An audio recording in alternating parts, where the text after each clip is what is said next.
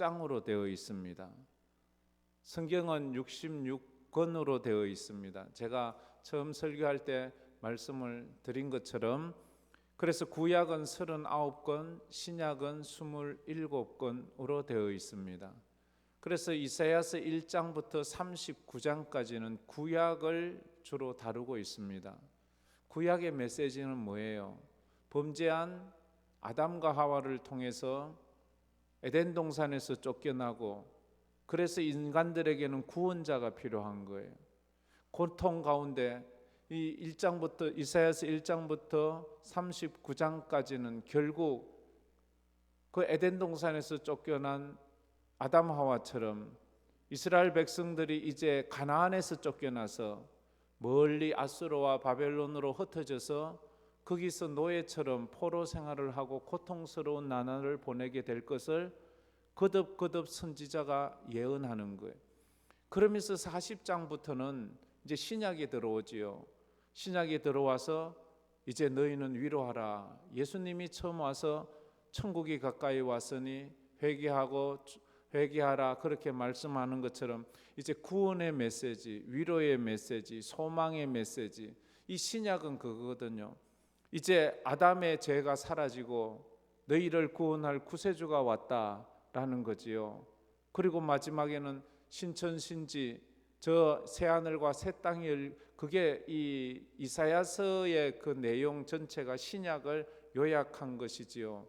그래서 이제 40장부터 마지막 66장까지는 그 신약의 부분을 다루고 있습니다. 그래서 내 백성을 위로하라. 내 백성을 위로하라. 하나님은 그 백성을 어떻게 위로하지요? 말로 위로하지 않아요. 이게 놀라운 하나님의 은혜예요. 하나님은 말로 위로하지 않아요. 이사야 선지자가 쓴 이 이사야서는 이스라엘 백성들이 바벨론에 포로되어 가서 읽으라고 주는 말씀인데, 바벨론에 포로되기 100년에서 150년 전에 지어진 거예요. 그러니까 이사야 당시에 이런 이야기는 사람들이 이해를 못하는 거예요. 왜냐하면 이 이야기는 100년 이후에나 이루어질 일들을 놓고 이야기를 하기 때문입니다. 그러면서 이사야서의 특징은 하나님께서 역사의 주인이고 주관자라는 것을 이야기하는 거예요. 바벨론이, 강대국들이 이 우주의, 이 지구의 주인이 아니라 하나님이 주인이라는 거예요. 쉽게 말하면 미국이나 중국이나 러시아가 이 지구의 주인이 아니고 이 지구의 주인은 하나님인 거예요. 지금 인류 역사상 지금 미국보다 더 강력한 강대국들이 얼마나 많이 쓰인 로마, 애굽, 그보다 더 강대국들이 얼마나 많은, 그들은 어디 갔나요? 자기가 주인인 것처럼 했지만 결국 우리 하나님이 주인이셨잖아요. 할렐루야. 이사야서 메시지가 그게 위로가 되는 거예요. 아, 하나님이 주인이구나. 그래서 이사야서 이제 후반부에 전체적인 그 부분을 놓고 또 이야기한다면 그래요. 첫째는 바벨론에서 포로되어 절망과 두려움으로 살아가는 선민들에게 위로와 소망의 메시지를 전합니다. 다 같이 한번 읽어봅시다. 바벨론에서 포로되어 절망과 두려움으로 살아가는 선민들에게 위로와 소망의 메시지를 전합니다. 지금 40장 이후에는 바벨론 포로가 되어 절망 가운데, 포로 거의 노예처럼 사는 거 아니겠어요? 물론 그 중에서는 벼슬을 하는 사람도 있고 뭐 편하게 사는 사람도 있지만 절대 다수는 그냥 고통 가운데 사는 거예요. 일제시대 때도 그랬잖아요. 들어는 나라 팔고 민족 팔고 호요식하며 사는 사람들도 있었어요. 도리어 그때가 더 잘 나가고 더 편안했어요. 나라가 없어졌을 때. 그러나 절대 다수의 우리 국민들은 고통 가운데 괴로움을 당하고 살았다는 거지요. 그때 주신 말씀이 40장 1절 말씀이지요. 40장 1절 말씀이 어떻게 되나요? 다 같이 한번 읽어봅시다. 너희의 하나님이 이르시되 너희는 위로하라. 내 백성을 위로하라. 이 세상을 살아가는 우리가 서로를 위로하며 살아야 돼요. 서로를 격려하며 살아야 돼요. 서로에게 힘을 주며 살아야 돼요. 근데 사람은 내 삶이 힘들고 피곤하면 자꾸만 옆에 있는 사람도 못 살게 구는 게 사람의 심리잖아요. 그래서 우리는 서로를 위로하고 서로를 격려해야 돼요. 이것이 주님이 우리에게 주시는 메시지이기도 해요. 그래서 예수님이 오셔서 우리를 위로하기 위해서 오셨잖아요. 위로의 성령님이 오시고 수고하고 무거운 짐진 자들아 다 내게로 오라 내가 너희를 쉬게 하리라 그렇게 말씀하지요. 이 말은 무슨 말이에요? 우리 인생은 다 위로가 필요하다는 거예요. 여러분도 위로가 필요하시지요? 저도 위로가 필요해요. 아픈 사람만 위로가 필요합니까? 가난한 사람만 위로가 필요합니까?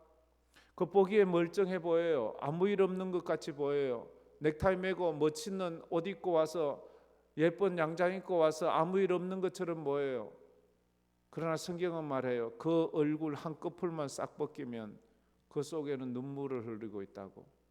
누구나 다 똑같아요. 누구나 다 눈물 흘리고 있어요. 그게 인생이에요. 어떻게 할 수 없어요. 지금 안 운다고요?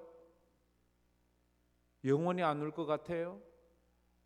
곧 내가 더 많이 울 수가 있어요. 그게 인생이에요. 지금 운다고요? 영원히 우는 인생도 없어요. 곧 웃을 때도 있어요. 사람은 힘들어서 무너지는 것이 아니라 위로를 받지 못해서 무너지는 거예요. 그래서 교회 와서 하나님 말씀으로 위로만 받으면 우리는 또 일어설 수 있어요. 또 일어서서 힘을 낼 수가 있어요. 하나님이 위로해 주시기만 한다면. 삶이 피곤하고 고달파지면 사람은 길이 없다고 말해요. 길이 보이지 않는다고. 내 인생은 끝난다고. 그런데 성경은 말해요. 길이 없는 것이 아니고 길을 찾지 못하는 것뿐이라고. 길이 있어요. 근데 우리는 거기서 길을 찾지를 못하는 거예요. 홍해 앞에서 사람들은 말했어요. 길이 없다고. 이제 끝이라고. 홍해 앞에 무슨 길이 있어요? 앞으로 가면 바다고 뒤에는 애국 군대가 오는데 그들은 말했어요. 이제 우리는 길이 없다고. 우리는 여기서 죽어야 된다고. 그러나 주님은 말해요. 바다에 길이 있다고. 바다에 길이 있다고. 누가 믿었겠어요? 아무도 믿지 못했지만 하나님은 그 바다에 길을 여셨어요. 이게 믿음의 눈이에요. 죽음 앞에 떡선 인간은 다 끝이라고 말해요. 내 인생 끝났다고.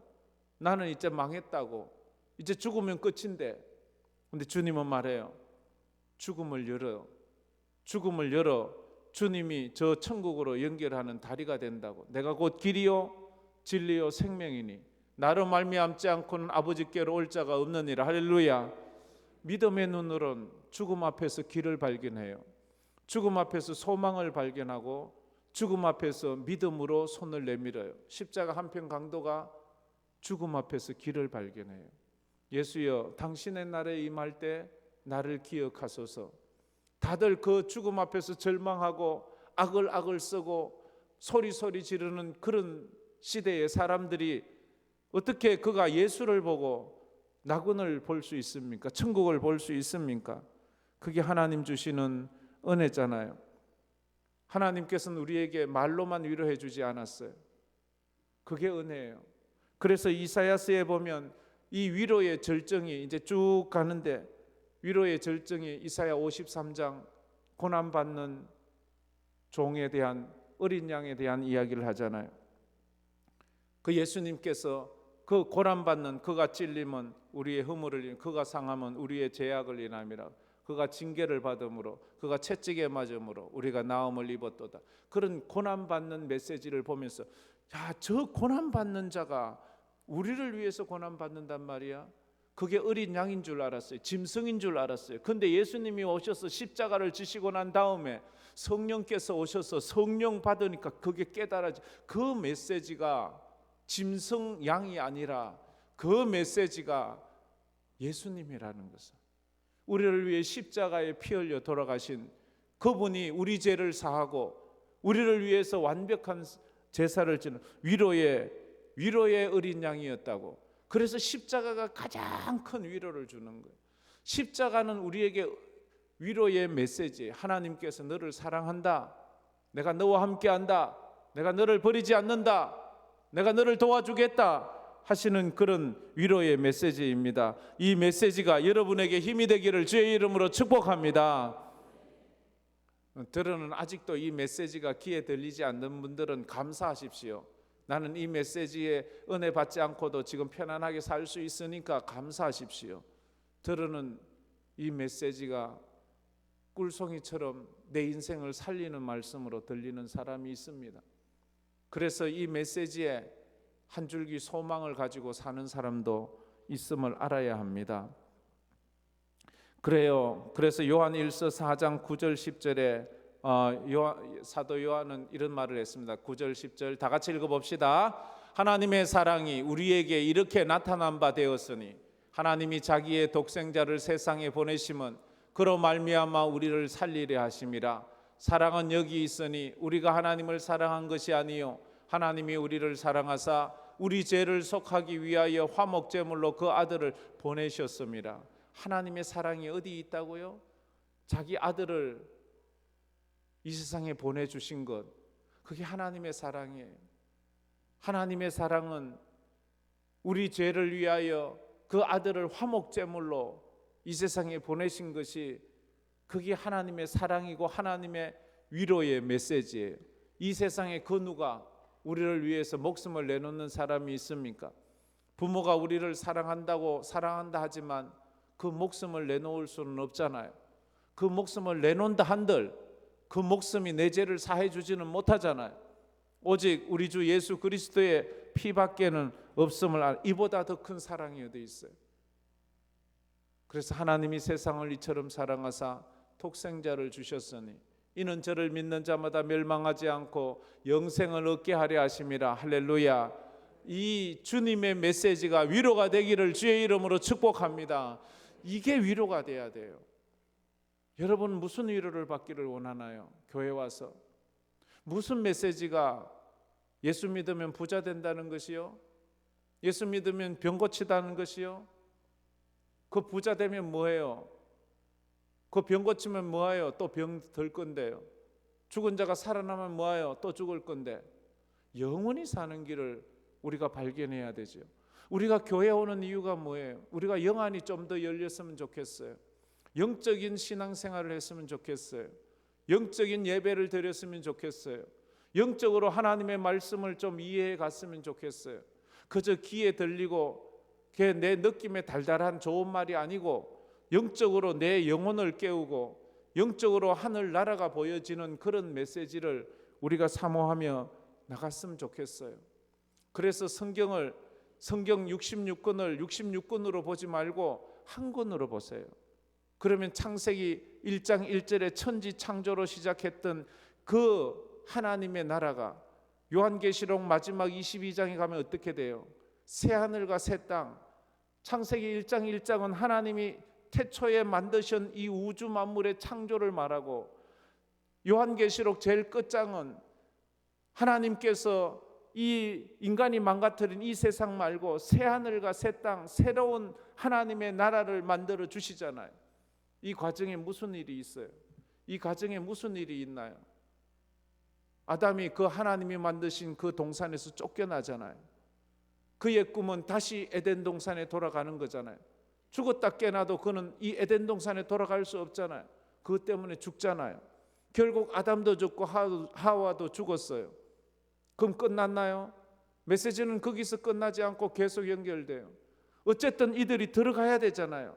그 들어가는 하나님의 나라가 상징적인 존재가 가나안이잖아요. 가나안. 그래서 이스라엘 백성들이 어떻게 되나요? 창세기는 새하늘과 하나님의 천지 창조로 시작해서 창세기 50장은 뭐로 끝나나요? 애굽의 노예로 끝나잖아요. 애굽의 노예로 끝나요.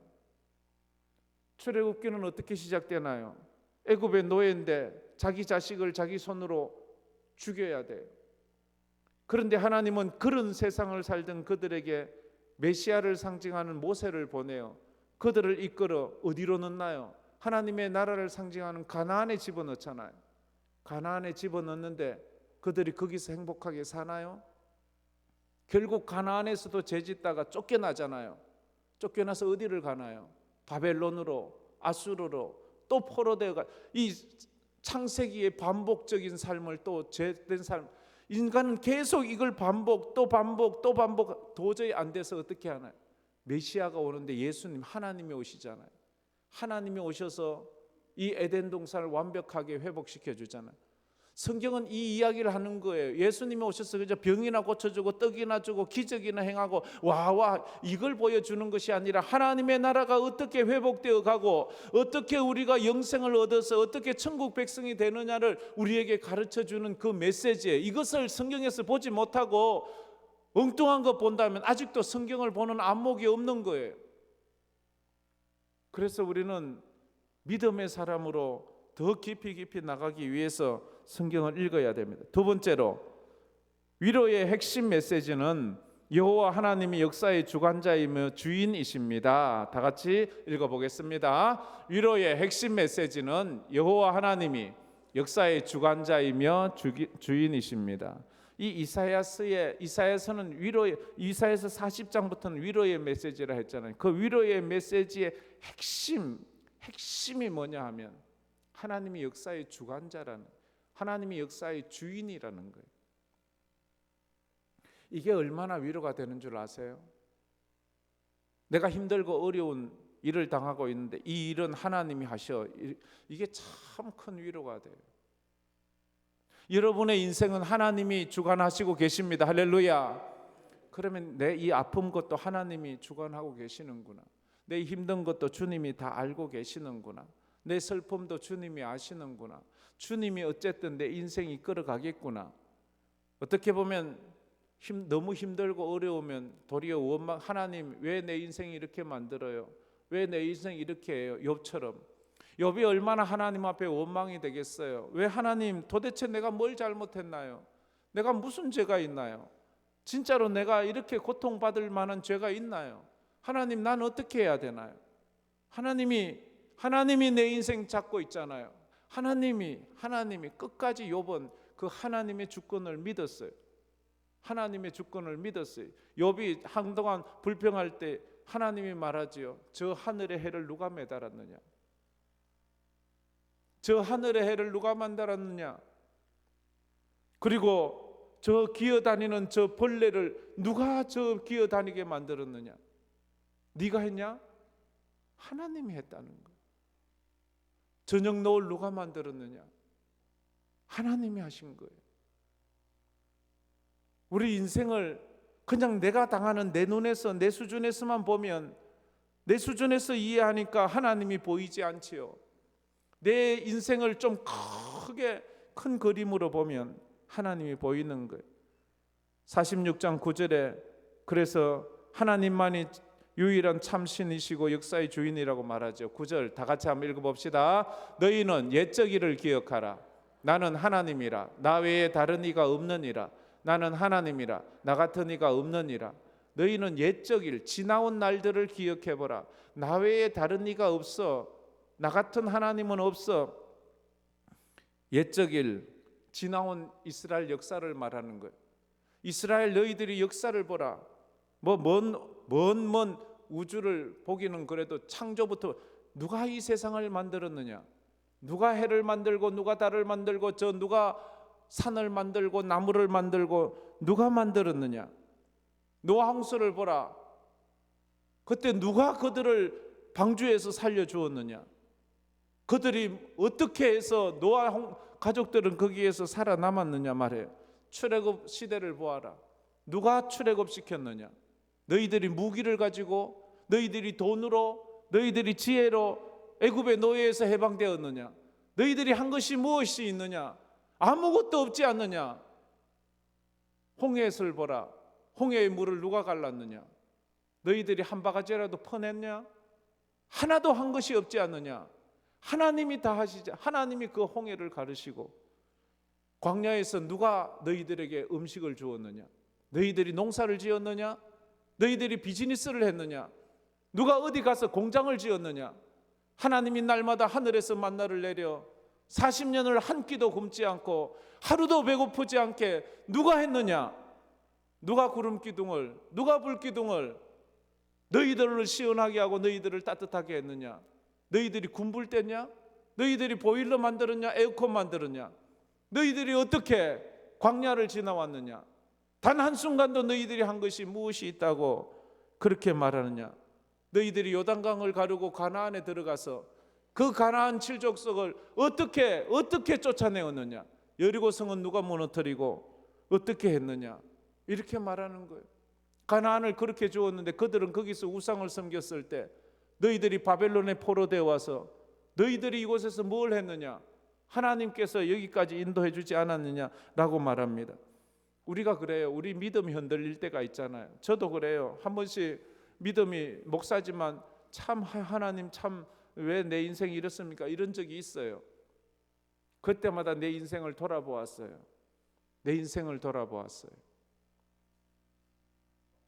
하나님을 알지 못하고 예수도 알지 못하는 제가 중3 때 예수를 만났어요. 예수를 만났다기보다는 교회를 다녔지요. 뭘 알고 다녔겠어요? 뭘 알아요? 중3이 처음 교회 다니는데 우스갯소리를 해주면 저는 처음 가서 그 하나님이 그 강대상에 있다고 하길래 저 앞에 가서 그 하나님 앞에 절을 4번 했어요. 왕한테는 절을 4번 한다면서요. 그렇게 바보처럼 살았어요. 그랬던 내가 지금 목사가 되어 있잖아요. 내가 목사가 되지 않았더라면 여러분 내가 뭐 할 것 같아요? 우리 집에서 늘 그렇게 말해요. 저놈은 면석이나 하면 잘할 것 같아. 그 당시 면석이는 좀 이렇게 누구나 다 쉽게 들어가는 그런 자리여서 하는 소리예요. 그냥 뭘 할 게 뭐 있어요? 몸은 약해서 아무것도 못하지. 집안은 가난해서 뒤에 밀어줄 것도 없지. 뭘 누가 어떻게 해요? 제가 목사가 되지 않았으면 서울도 못 갈 놈이 목사가 되고 나서 미국까지 갔다 왔잖아요. 나는 내가 할 수 있는 것보다 더 멀리 갔다 오고 나는 내가 할 수 있는 것보다 더 큰 일을 하고 있어요. 그건 하나님이 하셔서 그러는 거예요. 저만 그런가요? 여러분은 안 그런가요? 여러분 지금 교회 안 다니면 여러분 뭐 주일날 이렇게 예쁜 옷 입고 나오겠어요? 그냥 파자마 입고 그냥 몸빼 입고 그냥 소뚜껑 운전하고 있겠지 뭐. 그런 거 아니에요. 우리 예수 만나서 출세한 사람들 아닙니까? 할렐루야. 그렇잖아요. 예수 안 믿었으면 뭐 지금 뭘 하고 있겠어요 도대체. 예수 안 믿었으면 정경영 집사님 뭐 하고 있겠어요? 지금 뭐 선교사님 하겠어요? 뭐 어디 가서 또 뭐 큰 소리 치고 있겠지 뭐. 우린 다 그런 사람이에요. 그래서 옛날 일을 한번 돌아보라는 거예요. 내 인생을 한번 그래서 신명기 8장 2절 4절 이렇게 말하죠. 신명기 8장 2절 4절 다 같이 한번 읽어봅시다. 내 하나님 여호와께서 이 40년 동안에 내게 광야길을 걷게 하신 것을 기억하라. 이는 너를 낮추시며 너를 시험하사 내 마음이 어떠한지 그 명령을 지키는지 지키지 않는지를 알려 하심이라. 이 40년 동안 내 의복이 헤어지지 아니하였고 내 발이 부르트지 아니하였느니라. 할렐루야. 40년 동안 의복이 헤어지지 않았대요. 40년 동안 그 발이 부르트지 않았대요. 40년을 그렇게 살았대요. 40년 동안 한 번도 굶지도 않았잖아요. 물론 우리가 살면서 배고플 때도 있어요. 몸도 아플 때도 있어요. 하나님이 여기까지 인도해 주셨잖아요.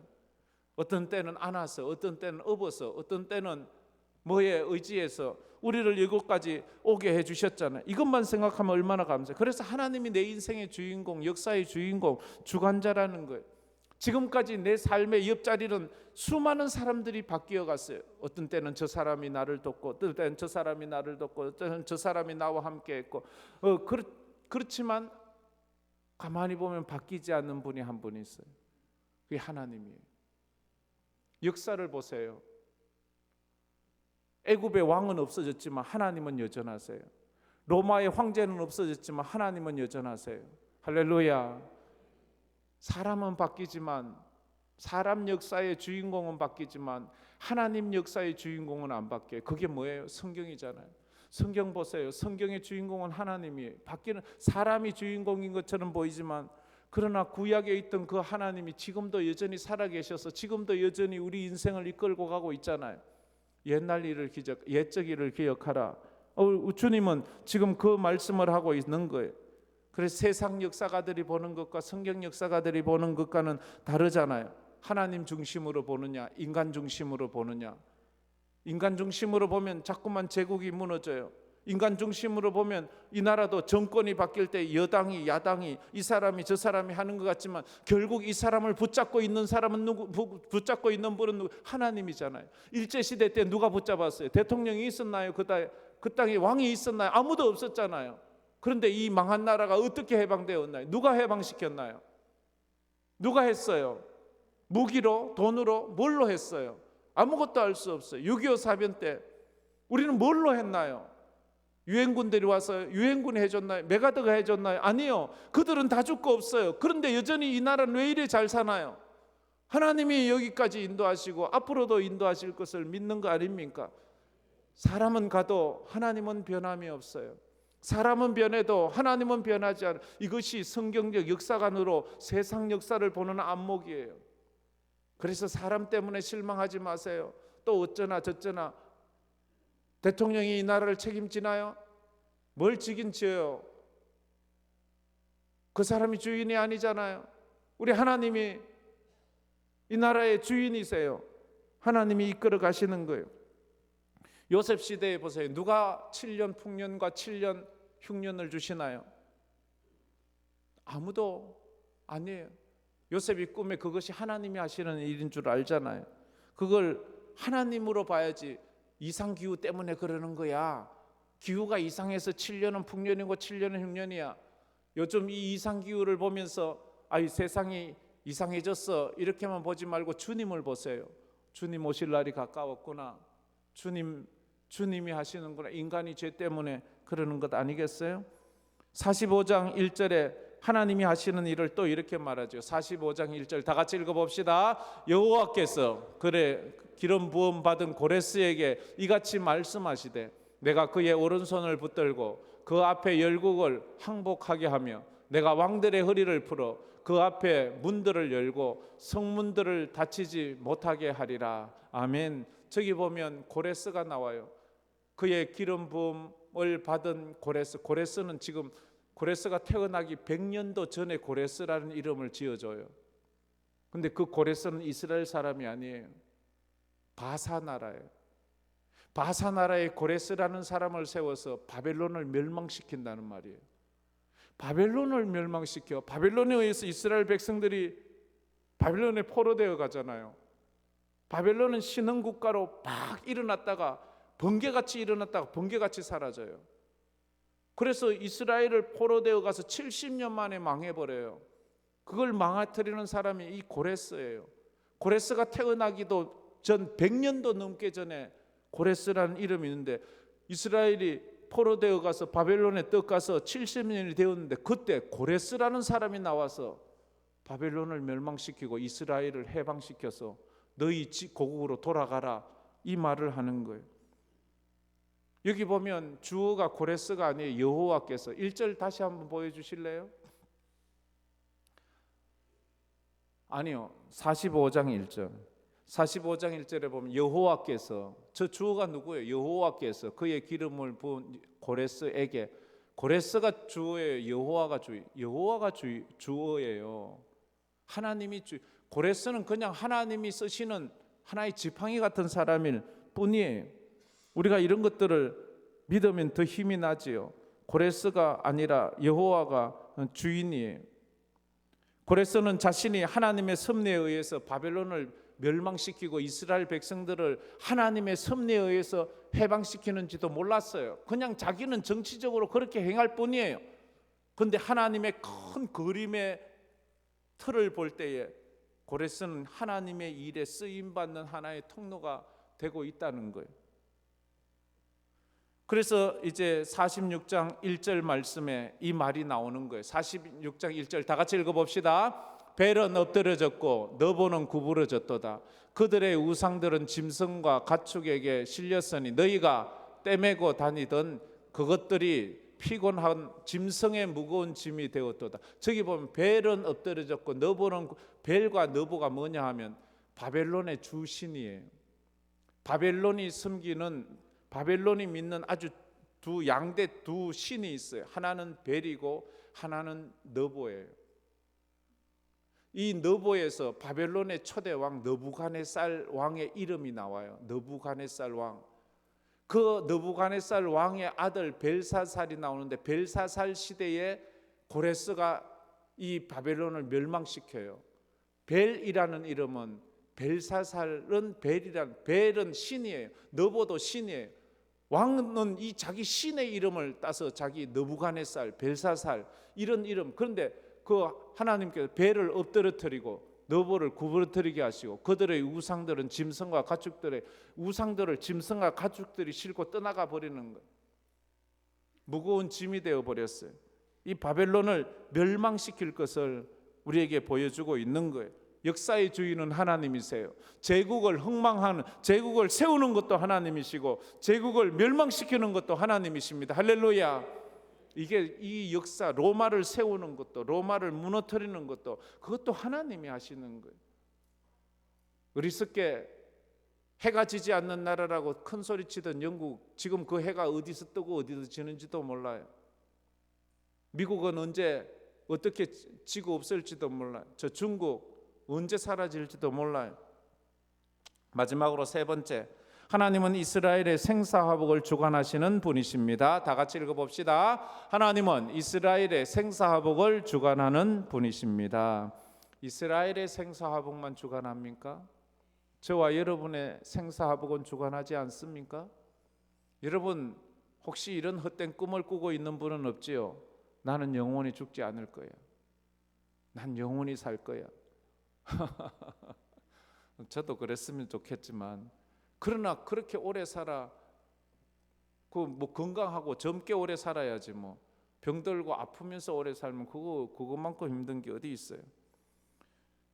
46장 3절에 이렇게 말하죠. 46장 3절 다 같이 읽어봅시다. 야곱의 집이여, 이스라엘 집에 남은 모든 자여, 내게 들을지어다. 배에서 태어남으로부터 내게 안겼고 태에서 남으로부터 내게 업힌 너희여. 야곱의 집이여, 이스라엘. 야곱과 이스라엘은 같은 사람이에요. 그죠? 야곱이 이스라엘로, 하나님이 약복강에서 기도 씨름을 하고 이름을, 야곱의 이름을 이스라엘로 바꿔주셨잖아요. 야곱의 집, 이스라엘 집, 같은 사람에게 하는 거예요. 그 집에 남은 모든 자, 남은 자는 누구예요? 포로된 자들을 말해요. 바벨론에 와서 다 죽이거나 남겨두고 똑똑하고 쓸만한 사람만 남겨서 다 붙잡아 가잖아요. 포로된 자들을 이야기를 하고 있는 거예요. 그들이 태어날 때부터 하나님이 안아주셨고, 태에서 날 때부터 내가 너희들을 업어주었다. 이스라엘 백성이 태동할 때부터 내가 너희를 안아주었었고, 너희들이 태어날 때부터 내가 너희들을 업고 여기까지 왔다는 거예요. 자기들은 바벨론에 있어요. 자기들이 태어났던 그 야곱의 시대에는 자기들은 알지도 못했어요. 그 애굽에서 어떻게 그들은 출애굽을 해서 나오는지 그들은 그냥 소문으로만 들었지, 수백 년 전에 있었던 그 이야기를 그들이 어떻게 알겠어요? 근데 주님은 말해, 너의 근원은 내가 너를 처음부터 안았고 내가 너를 업어서, 하나님이 생사화복을 주관하시는 분이에요. 여러분은 까맣게 잊었겠지요. 저도 제 어린 지적을 까맣게 잊었어요. 어떻게 하나님이 내 인생을 안으시고 업으셔서 여기까지 인도해 주셨는지 생각만 해도 참 기가 막히고 놀랍고 놀라운 거예요. 어떻게 하나님이 나 같은 걸 이렇게 여기까지 인도해 주셨을까? 이건 하나님이 아니고는 할 수 없어요. 우리 부모도 내게 해줄 수 없는 거예요. 우리 부모는 나를 낳아주시긴 했고 나를 사랑해 주시긴 했지만 나를 여기까지 인도해 주시지는 못했어요. 그건 분명한 거예요. 우리 부모는 나를 서울까지도 보낼 능력이 안 돼요. 나를 어떻게 뒤에 후원할 능력이 안 돼요. 근데 하나님이 하셨어요. 하나님이 지금 여기까지 인도해 주신 것은 분명한 사실. 저는 이건 부인할 수 없어요. 내가 잘나고 똑똑한 것도 아니에요. 여러분은 내가 뭐 되게 똑똑한 줄 아는지 그럴 일은 없겠지만, 오늘 참 내가 2번 내 마음을 아프게 하는 일이 있었는데, 처음엔 날 보고 하는 말이 새 신랑 같아요 이러는 거예요. 그래 난 기분이 좋았어요 내심. 그런데 실수였어요 이러는 거예요. 나를 2번 죽이는 거예요. 어쨌든 대단한 거 없어요. 별 볼 거 없어요. 참 별 거 없어요. 하나님이 하셨어요.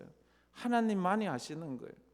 4절 말씀은 더 기가 차잖아요. 너희가 노년에 이르기까지 내가 그리하겠고, 이 말은 내가 노년에 이르기까지 너희를 업어주고 너희들을 안아주고 백발이 되기까지 내가 너희를 품을 것이라. 여러분이 노년이 될 때까지, 여러분이 백발이 될 때까지 주님이 안아주시고 업어주신다고 말합니다. 할렐루야.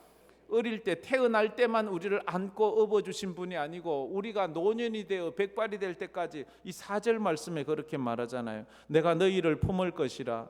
내가 지었은즉 내가 업을 것이요 내가 품고 구하여 내리라. 그래 말하잖아요. 이 4절 말씀 우리 한번 보여줄래요? 우리 4절 말씀은 한번 읽으면 더 큰 은혜가 될 것 같네요. 자, 4절 다 같이 한번 읽어봅시다. 내가 노년에 이르기까지 내가 그리하겠고 백발이 되기까지 내가 너희를 품을 것이라. 내가 지었은즉 내가 업을 것이고 내가 품고 구하여 내가 너희를 지었기 때문에, 내가 너희를 창조했기 때문에 내가 너희를 업어주고 내가 너희를 품어주고 내가 너희를 구하여 내리라. 하나님의 강력한 의지가 있잖아요. 내가 너 책임지겠다.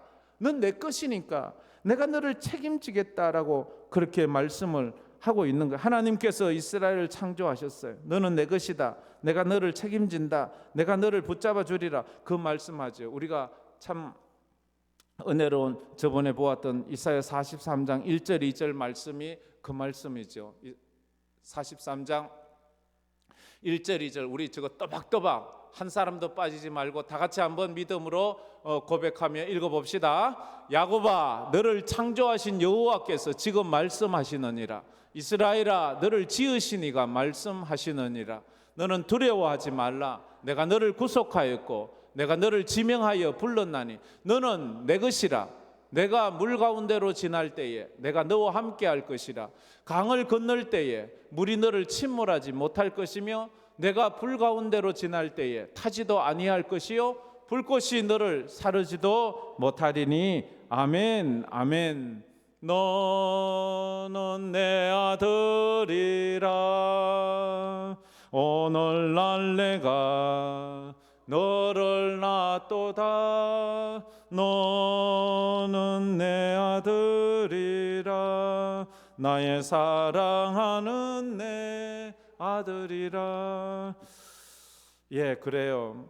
출애굽기 19장 4절엔 이래 말하지요. 내가 애굽 사람에게 어떻게 행하였음과 내가 어떻게 독수리 날개로 너희를 업어 내게로 인도하였음을 너희가 보았느니라. 내가 어떻게 독수리 날개로 너희들을 업어서 이곳까지 왔는지 알겠다. 이러면 오늘 어버이 주일입니다. 철없는 자식은 몰라요. 그 부모가 그를 어떻게 업어주고 안아주고 젖먹이고 걸음마 시키고 말을 가르치고 학교 보내고 옷 입히고 아플 때 밤새워 그의 머리에 찬물 수건을 올렸는지 그 어리석은 자는 몰라요. 그러나 그가 부모가 되고 자식을 키우면서 우리 부모도 나처럼 나를 이렇게 키우게 하셨구나 그때 아는 것처럼 우리 성도들은 잘 몰라요. 그러나 이제 우리가 우리 인생을 돌아볼 때에 그때 내가 많이 힘들었을 때 어쨌든 지금 지나왔는데 어떻게 지나왔지? 내가 분명히 홍해 앞에 있는 것 같았는데 어떻게 내 인생 여기까지 왔지? 내 인생 아무런 희망이 없었는데 어떻게 하나님이 여기까지 날 왔지? 아무리 생각해도 이해가 되지 않아요. 이해되지 않는 건 이해하려고 하지 말고요, 믿으려고 하세요. 하나님이 그때 나를 업어주셨구나. 그때 하나님이 나를 안아주셨구나. 그 처절하게 울고 소망도 없이 절망 가운데 살아갈 때 우리는 그때 어떻게 내가 그때 지나왔지? 아무리 머리 굴려도 아무리 생각해도 아무리 해도 상식적으로 납득이 안 돼요. 내가 미국에 있으면서 한 끼도 굶지 않았다는 것이 아무리 생각해도 이해가 되지 않아요. 아무리 계산해봐도 이해되지 않아요. 저 사람이 도왔겠지. 아니요, 한두 끼는 도와주었어요. 그러나 그 사람이 계속은 도와주지 않았어요. 그런데 어떻게 나는 그렇게 미국 가서 한 달 반 만에 이제 더 이상 내가 살 수 없어서 한국 가야 된다고 말한 그 세월이 그렇게 10년이 지나도 계속해서 한 끼도 굶지 않았던 그것은 도무지 아무리 계산을 해도 내가 어떻게 이렇게 되는지 이해가 되지를 않아요.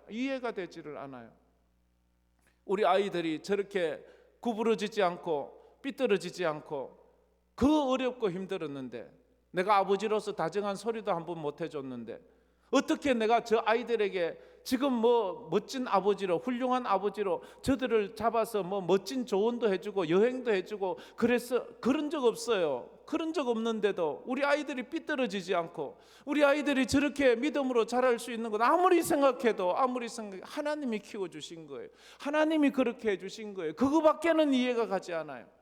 우리 황금교회는 어떤가요? 코로나 때 그렇게 힘들고 어려웠는데, 그렇게 어려웠는데도 매달 매주 선교사님들 후원금 보내는 것조차도 힘들고 어렵고 재정으로 힘든데 우리 가운데 부자가 있나요? 우리 가운데 넘치는 사람이 있나요? 그런데도 우리는 늘 매달 하나님의 교회를 세우고 선교비를 보내고 여기까지 오게 하신, 이것은 분명히 내가 한 것이 아니라 하나님이 하셨습니다. 할렐루야. 앞으로도 하나님이 하실 거예요. 그러니까 믿음으로 합시다. 자꾸만 연약한 마음 먹지 말고, 하나님이 지난 세월도 여기까지 오게 하셨는데 앞으로도 하나님이 책임지실 거야. 우리는 단지 믿음으로 기도하고 나가면 되는 거야. 그렇게 말하는 거예요. 그래서 45장 7절에 바벨론 같은 초강대국을 흥하게 하는 것도 하나님, 망하게 하는 것도 하나님이라고 그렇게 말하죠. 다 같이 읽어봅시다. 나는 빛도 짓고 어둠도 창조하며 나는 평안도 짓고 환난도 창조하나니 나는 여호와라. 이 모든 일을 행하는 자니라 하였노라. 하나님은 빛도 어둠도 평안도 환난도, 하나님은 모든 것을 하나님이 주장하시는 생사화복의 주관자이십니다 라고 그렇게 말하는 거예요. 한 나라의 왕을 세우는 것도 하나님이, 그 왕을 폐하는 것도 하나님, 바벨론 같은 초강대국을 세우는 것도 하나님, 그것을 폐하는 것도 우리 하나님이시다, 그렇게 말하고 있는 거예요. 철없는 이스라엘은 지금까지 자기들이 잘나고 똑똑해서 그렇게 살아온 줄 알았어요. 근데 과거를 보라고 하니 애굽만 봐도 노예였잖아요. 노예였던 그들이 뭐 잘나고 똑똑해서 지금 가나안에서 이렇게 떵떵거리고 삽니까? 하나님의 은혜밖에 없지요. 하나님의 은혜밖에 없어요. 지난 세월을 돌아보면서 하나님의 은혜임을 노래해야 돼. 지금까지 지내온 것 주의 크신 은혜라. 아니 없는 주의 사랑 어찌 이루 말하랴. 정말 하나님 은혜밖에 없죠. 그래서 우리는 하나님의 말씀 앞에 아멘 할 수밖에 없어요. 특히 이번에 신방하다 보니까 우리 성도들이 많이 좋아하는, 힘들 때마다 이 말씀 붙잡는다는 그런 분들이 들어 계셨어요. 이사야 41장 10절 말씀, 이것에 아멘 할 수밖에. 이거 읽고 우리 끝에 아멘 다 같이 한번 해봅시다. 읽어봅시다. 두려워하지 말라, 내가 너와 함께함이라. 놀라지 말라, 나는 내 하나님이 됨이라. 내가 너를 굳세게 하리라. 참으로 너를 도와주리라. 참으로 나의 의로운 오른손으로 너를 붙들리라. 아멘. 할렐루야. 믿습니까? 그러면 앞으로도 힘들고 어려울 수 있어요. 그렇지만 믿음으로 우리가 승리해 나가는 우리 성도들 되기를 주의 이름으로 축복합니다. 우리 찬양 부르며 나갔으면 좋겠습니다. 힘들고 지쳐 낭망하고 넘어져 일어날 일 전혀 없을 때에 우리 지난 날을 돌아보면서 하나님이 내 인생 여기까지 인도해 주셨지, 여기까지 인도해 주셨지.